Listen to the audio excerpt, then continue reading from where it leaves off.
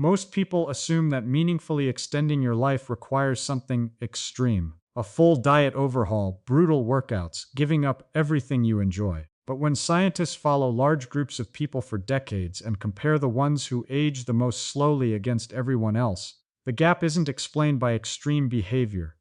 It's explained by a cluster of small, ordinary habits, repeated consistently, a population-level pattern, not a guarantee for any one person, but one associated with a difference in life expectancy stretching well past a decade. The people who age the most slowly aren't usually the ones who did one extraordinary thing. They're the ones who never stopped doing several ordinary things. By the end of this, you'll have 6 of those in front of you, and you won't need all 6 every day for it to count. Partial consistency compounds. Let's start with the easiest one. A small handful of nuts, alongside your first food of the day, is about as low friction as this list gets. 30 seconds, no restructuring your morning, no extra time, and the evidence behind it is stronger than the size of the habit suggests. Large studies tracking diets over many years have consistently linked regular nut consumption to meaningfully lower rates of heart disease and earlier death.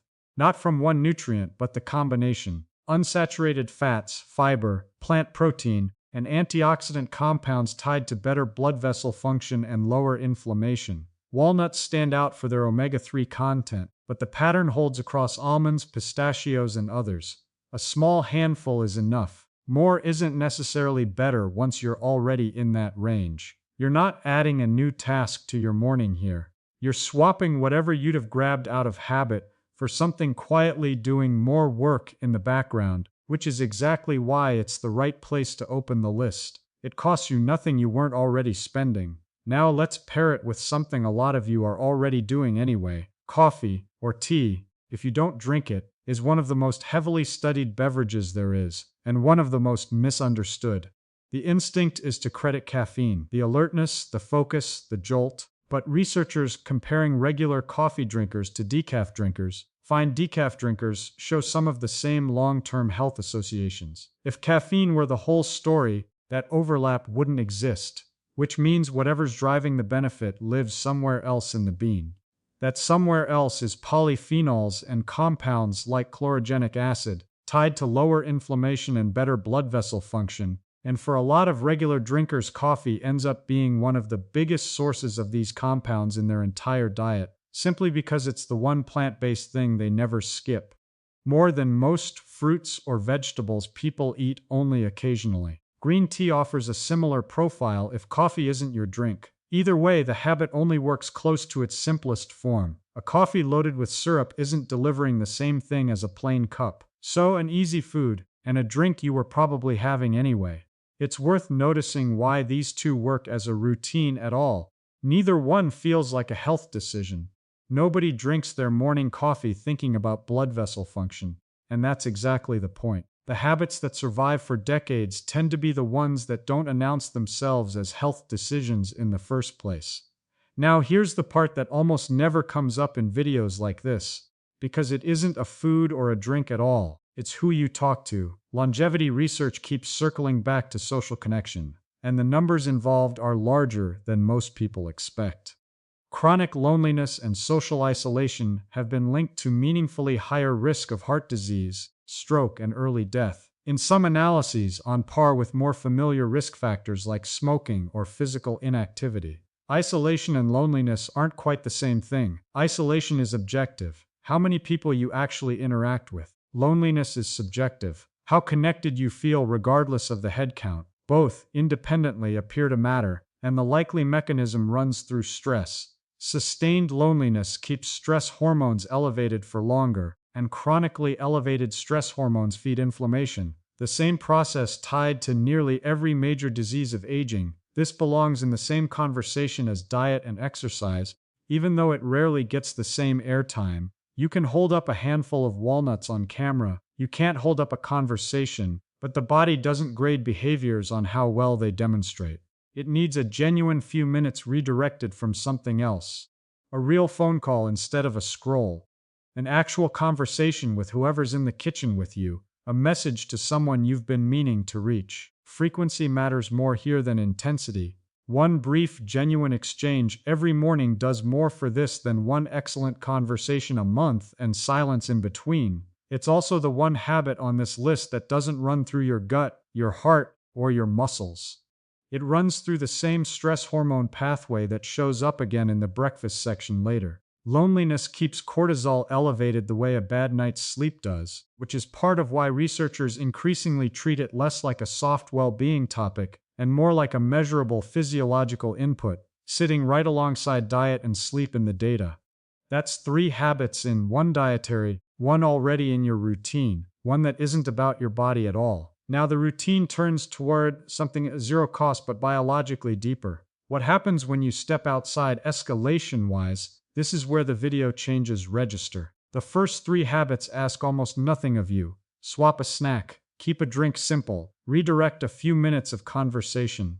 What comes next asks a little more attention, because it's explaining a mechanism rather than just handing you a substitution. Your body runs on an internal clock, and that clock needs a daily reset signal or it drifts. The way a watch that's never reset gradually stops matching the actual time. The strongest reset signal it responds to is light hitting your eyes early in the day. Specialized cells in your eyes register it and relay the timing to your brain's master clock, which anchors your morning cortisol, the healthy kind that helps you feel alert, and starts a countdown to melatonin release, your sleep hormone, roughly 14 to 16 hours later. Miss that window regularly, and sleep gets later, lighter, and less restorative, even at the same number of hours in bed.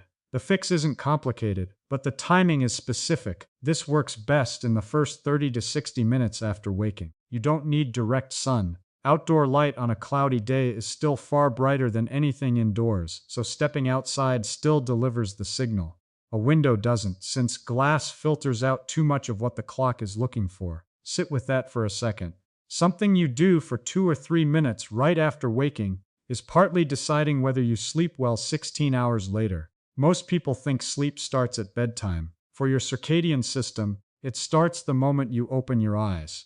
And it's not only sleep timing riding on this signal, your body temperature follows roughly the same daily curve as cortisol and melatonin, dipping to its lowest point in the early hours of sleep and rising through the day. Morning light is one of the main inputs keeping that whole rhythm synchronized, which is part of why disrupted circadian signaling shows up in research linked to metabolic issues, not just poor sleep. Since you're already outside for that, this is the moment to build directly on it at a short walk.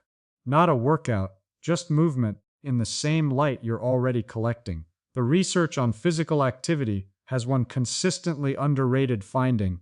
The biggest drop in health risk doesn't come from training harder. It comes from the jump between doing nothing and doing almost anything at all. That first transition is where the largest reduction in risk shows up, with no clear minimum threshold below which it stops counting. This runs against the instinct that exercise only counts past a certain intensity. Someone going from fully sedentary to a daily 15-minute walk gains more, proportionally, than someone going from moderate activity to intense activity. The curve is steepest right at the start, which means the easiest version of this habit is also close to the most valuable one. This is where the routine stops being a list and starts being a system. A 10 to 15-minute walk outside is simultaneously the light exposure that anchors your circadian rhythm, physical movement, and a reduction in stress hormones through the effect gentle exercise has on your nervous system. Bring a friend or a phone call along, and the connection habit from earlier folds in too.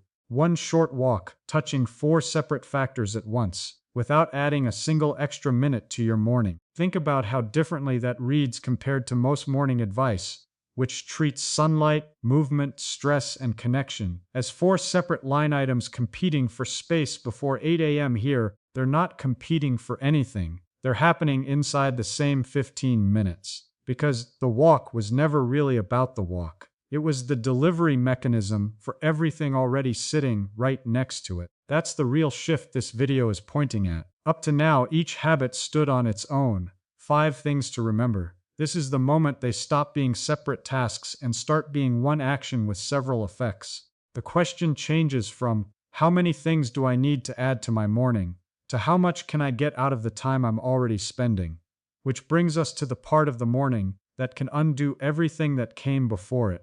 The first real meal. Most people default to something fast and carbohydrate heavy: cereal, toast, a pastry, or nothing beyond the coffee. And most know what follows: a burst of energy, a crash an hour or two later, then hunger and a pull towards snacking that feels like a willpower problem but isn't. It's physiology.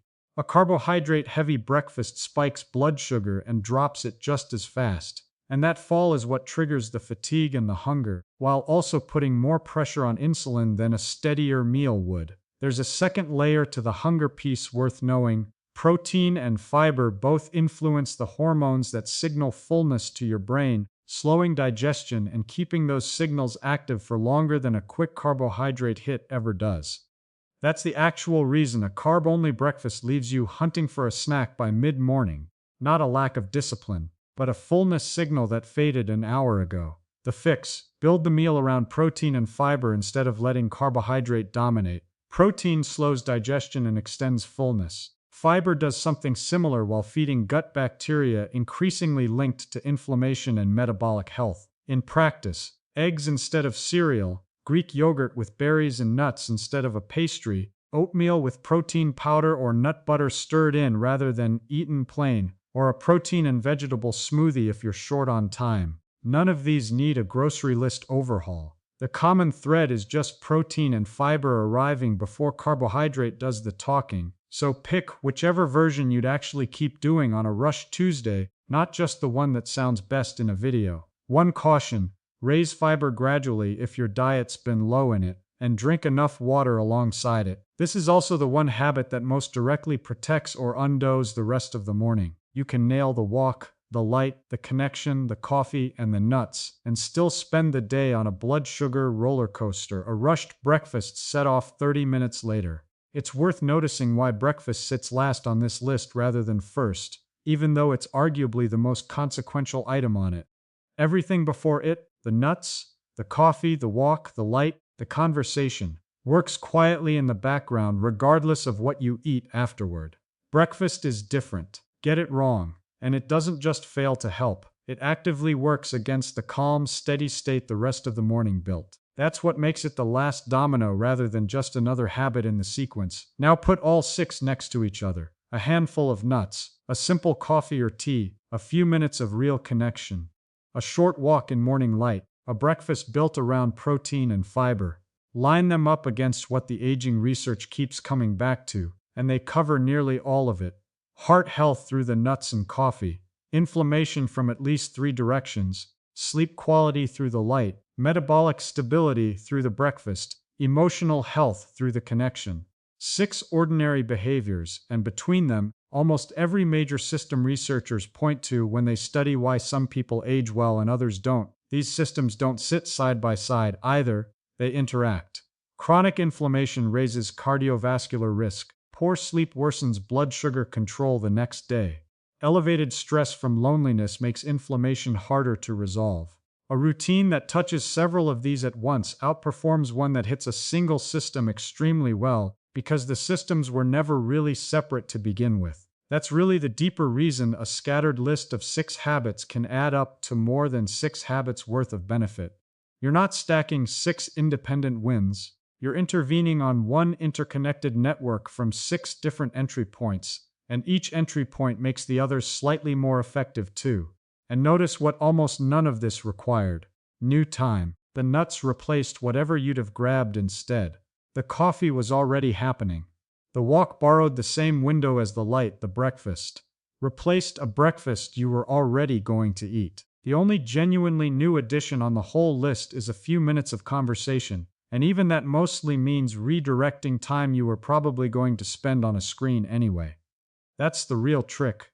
Not 6 additions to your morning, but the same morning, built slightly differently. So you don't need to run all 6 perfectly every day for this to count. Missing a walk on a rainy morning doesn't undo the ones you took. Skipping the smoothie on a rushed day doesn't erase the mornings you didn't skip it.